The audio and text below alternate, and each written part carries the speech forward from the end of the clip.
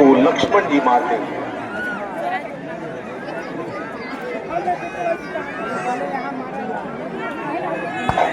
बोलिए सियावर रामचंद्र की।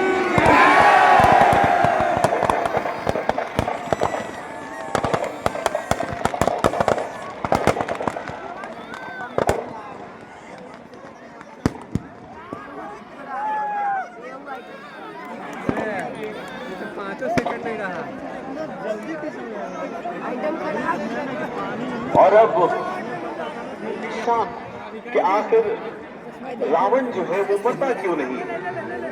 अब करें तो क्या करें, क्योंकि उन्होंने बहुत प्रयास किए रावण को मारने के लिए, लेकिन उनका सर वापस जुड़ जाया करता था। विभीषण ने बताया, हे श्री राम, रावण के नाभि में अमृत है, अमृत का कुंड है, और आप इसे जितनी बार मारेंगे उतनी बार ये जन्म लेगा। उस अमृत कुंड को पहले अपने तीर से सुखाइए, तभी ये रावण मरेगा।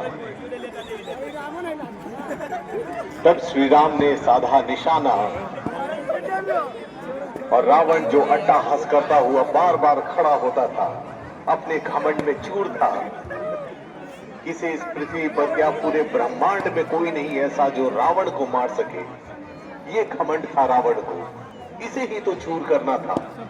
हर इंसान में पता नहीं ये घमंड आता है कि वो ब्रह्मांड का सबसे शक्तिशाली हो जाता है, और उसे तोड़ने के लिए कोई न कोई जन्म जरूर लेता है या अवतार लेता है। यही हुआ, रावण को घमंड था।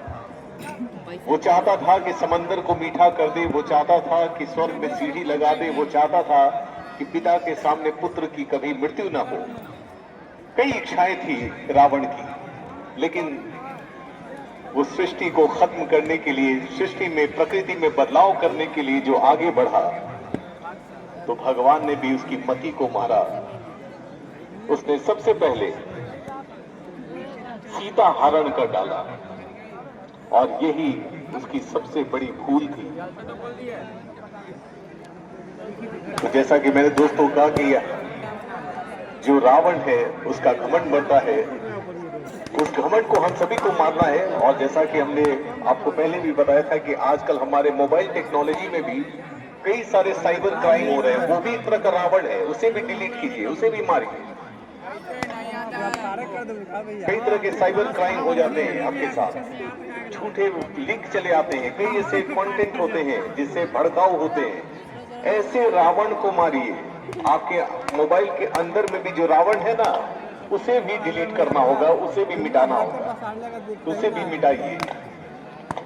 रावण कहीं पर भी प्रकट हो सकता है, बस राम को जगाने की जरूरत है। आप जगाइए मन के अंदर को। देखिए, ये बहुत ही सुंदर ये पटाखे जो कलाकारों ने सजाया है, ये आतिशबाजी आप मैदान में देख रहे हैं।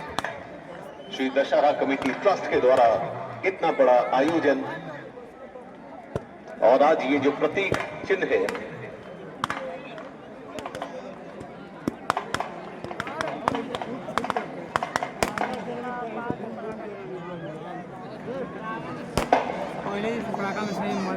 अब रावण का, क्योंकि बार बार तीर चल रहा है, रावण जो है वो मरने को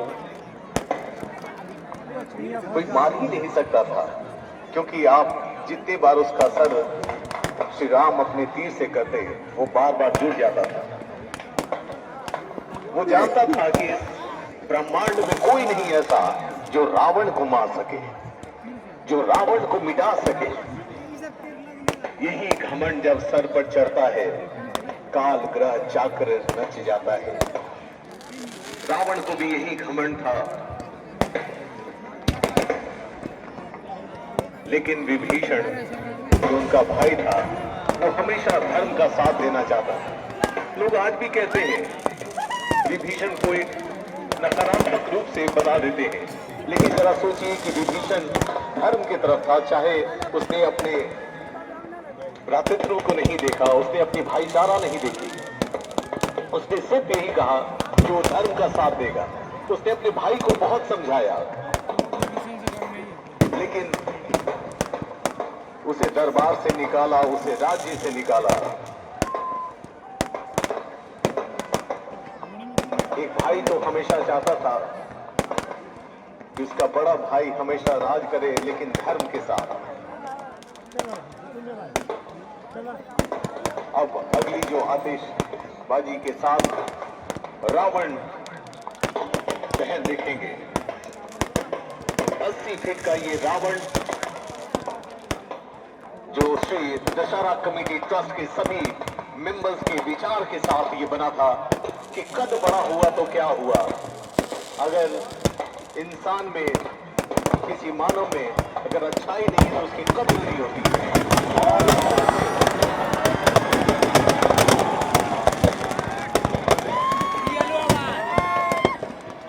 रावण चलते हुए